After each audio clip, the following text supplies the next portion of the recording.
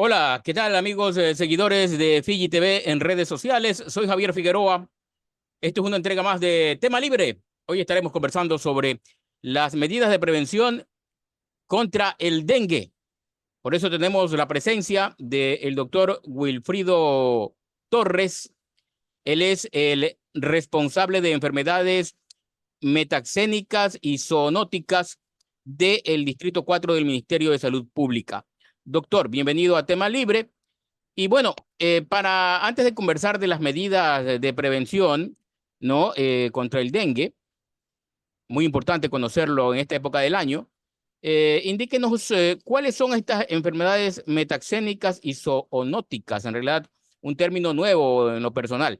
Doctor Torres, bienvenido. Muchas gracias, muy buenas tardes con todos. Bueno, estas enfermedades son del grupo de que son transmitidas por vectores, insectos la mayoría. Por ejemplo, dengue, chikungunya, zika, fiebre amarilla, ese tipo de enfermedades. Eh, Hay otro tipo también de enfermedades, pero no son muy endémicas aquí en el Ecuador y por lo tanto las que tienen importancia de salud pública son las que he mencionado. Y las zoonóticas tienen que ver con el reservorio que está en animales. Por ejemplo, la leptospirosis, por ejemplo, la rabia, aunque son eh, consideradas problemas de salud pública en el país.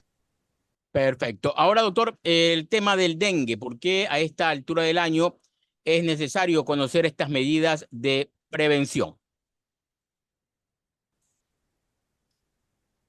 Bien, si bien es cierto, el dengue es endémico en el país, todo el año prácticamente tenemos casos de dengue.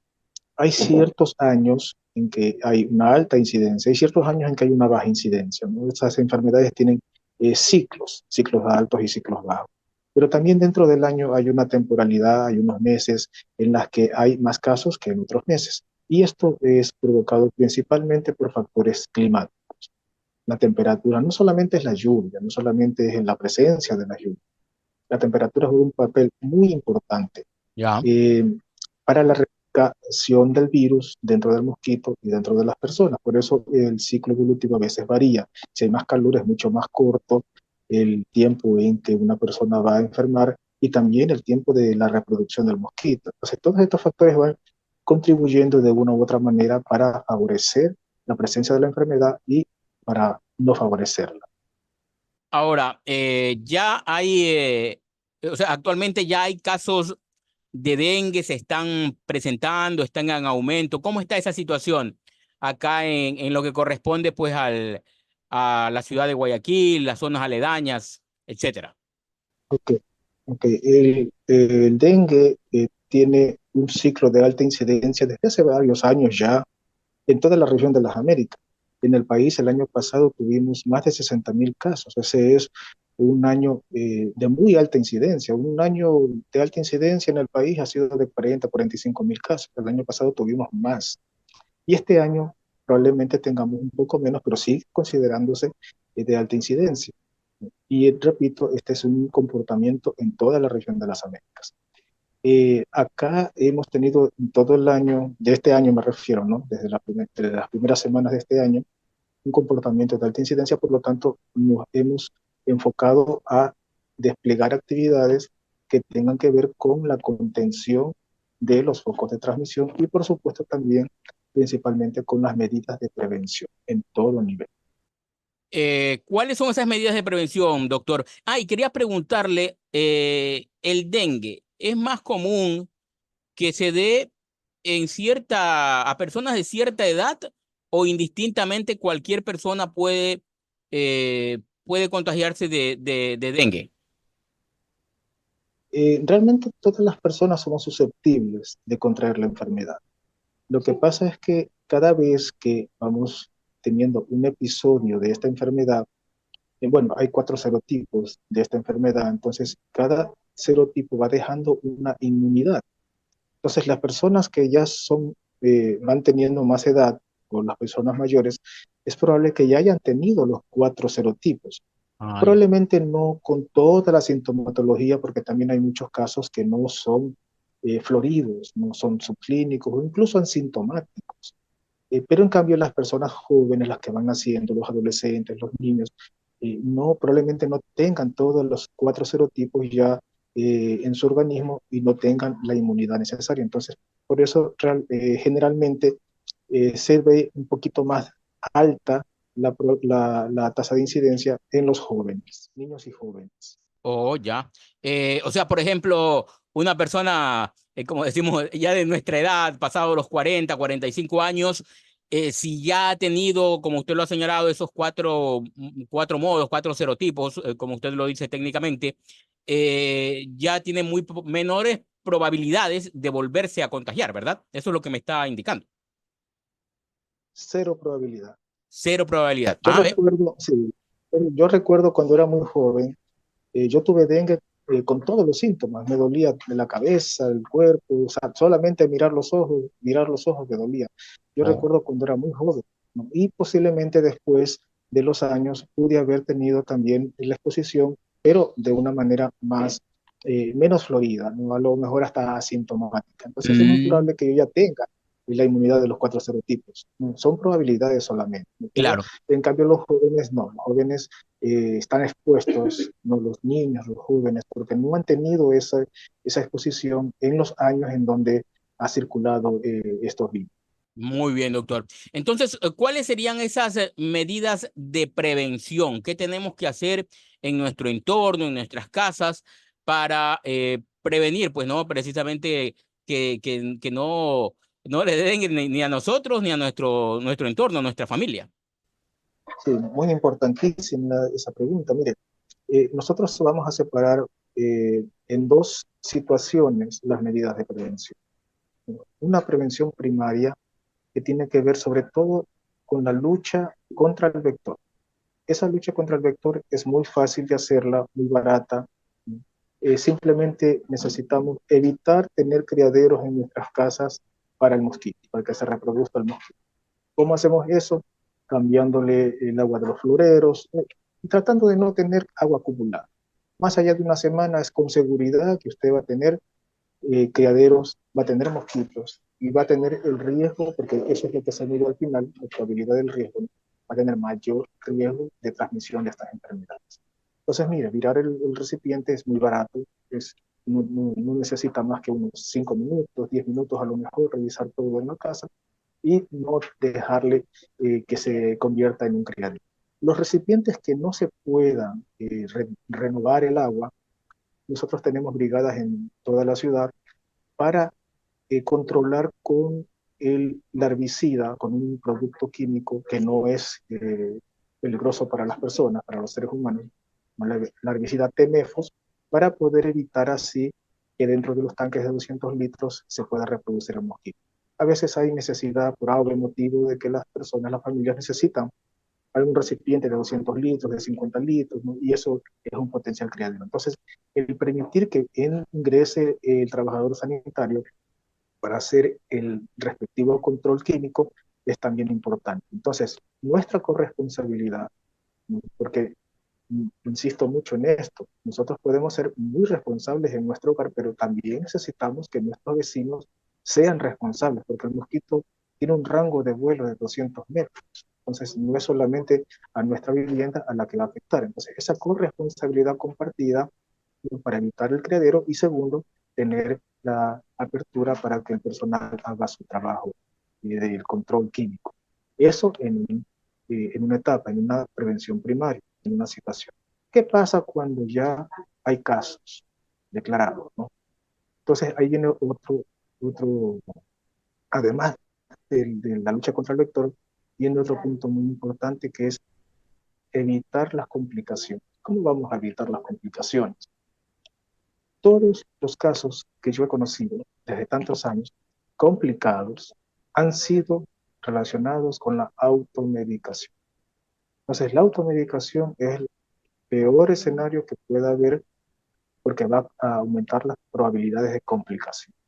Esas complicaciones se pueden ir viendo muy fácilmente, ¿no? Hay como unos puntitos rojos que ya indican que hay sangrado en el cuerpo humano.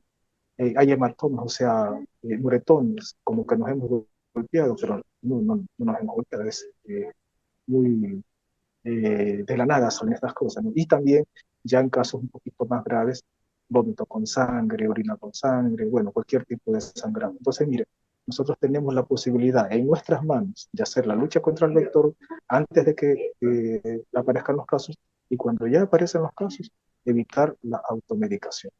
Perfecto. Doctor, ¿en qué momento apenas uno tenga un síntoma, no sé, una fiebre alta, es necesario acudir inmediatamente al doctor o hay algún momento en específico en el cual uno diga, no, debo de ya ir al médico? O sea, ya esto es algo, algo más complicado.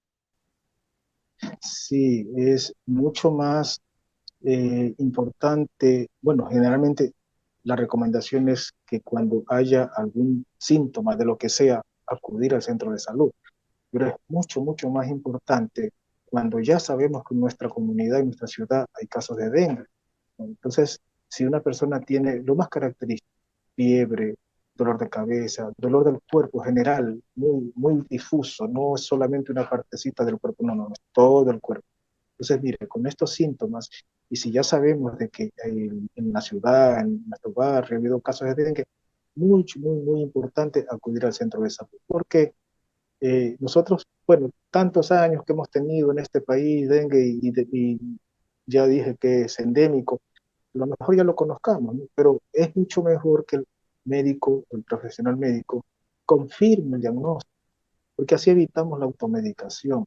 El Ya, médico ya tiene otro tipo de parámetros para poder determinar si una enfermedad es tal o cual, y dependiendo de eso también, o dependiendo de la gravedad, tiene a su alcance medios de diagnóstico para confirmar, porque a veces no es tan fácil. A veces, recuerdo un año que vino un comportamiento sintomatológico que venía como con una gripecita, como con una moquitos en los niños, entonces confunde un poquito eso, pero en el centro de salud, además de los síntomas, el médico tiene a su alcance medios de diagnóstico que pueden confirmar o no y poder determinar el mejor tratamiento. Entonces claro, siempre es recomendable tener la conducta de ir al centro de salud, no automedicarse. claro, porque sucede que a veces digamos, pues, tendemos a veces a confundir también, ¿no? El dengue, hay un malestar al que se lo conoce comúnmente como el trancazo, ¿verdad? Le dice la gente, este le dio trancazo, dice, está con fiebre, con dolor de cuerpo, etcétera, etcétera. Incluso cuando en la época del COVID, ¿no? Había gente que cualquier síntoma ya de tos o de fiebre, enseguida decían con COVID, ¿no? Y a lo mejor algunos, pues, como no iban al médico, caían en eso, decían, no, a mí se me dio COVID, cuando en realidad a lo mejor tuvieron otro tipo de afección, doctor. O al revés, tuvimos también algunos casos de que pensando que era COVID, le tiró un tratamiento de antiinflamatorios no esteroides y era dengue. Entonces los pacientes comenzaron a complicarse, ¿no? Bueno, en la época de pandemia era un caos, no teníamos acceso a tantos recursos, todo era una locura, pero en todo Ujú. caso aprendimos mucho de que desde hace muchos años, de que la ingesta de antiinflamatorios no esteroides u otro grupo de medicamentos van a aumentar muchísimo el riesgo de complicaciones. Entonces, eso es lo que tratamos de evitar. Hay Claro. que ir al centro de salud para tener en manos de un profesional médico que pueda determinar, confirmar el diagnóstico y dar el tratamiento más adecuado. ¿En qué momento se puede transformar este cuadro en lo que se denomina el dengue hemorrágico? Ya cuando escuchamos la palabra hemorrágico, obviamente es mucho más preocupante, doctor. Sí, bueno, comúnmente se lo denomina como dengue hemorrágico, pero la complicación generalmente puede aparecer en el cuarto, quinto día de los síntomas. Eh, y empieza, insisto, con esos puntitos. No es el rash que a veces las personas con dengue tienen como un sarpullido, no, no se trata de eso, es característico los puntitos rojos o los moretones. Entonces, en ese momento, mire, ya hay hemorragia.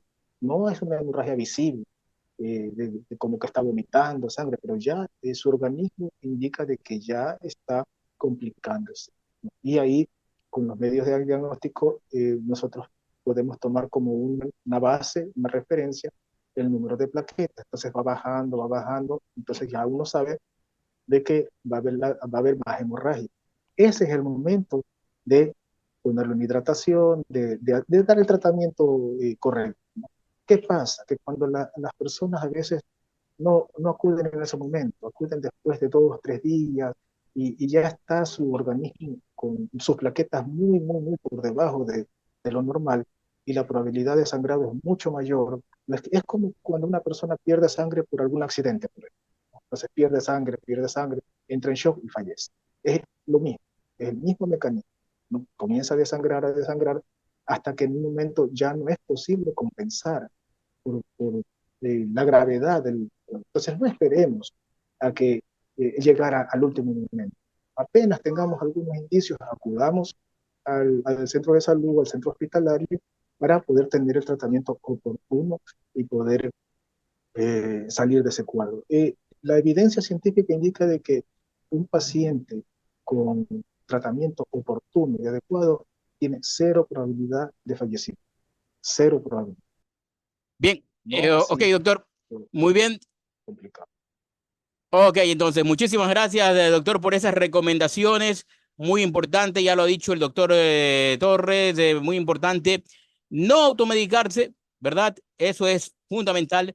Y pues acudir inmediatamente cuando usted ya sienta pues una fiebre alta, algo fuera de lo normal, acudir inmediatamente a el centro de salud más cercano. Esas son las recomendaciones principales y obviamente evitar pues los reservorios de agua, ¿no? Que nunca faltan pues en los hogares, por ahí los maceteros, las llantas usadas, etcétera, etcétera, los charcos que por ahí quedan rezagados del invierno.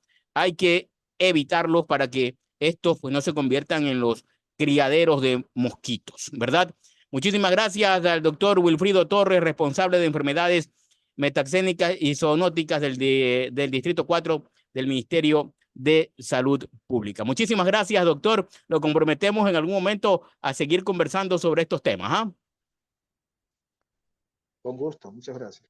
Muy amable, gracias. Ya saben, pasen bien. Esto fue Tema Libre. Pasen bien.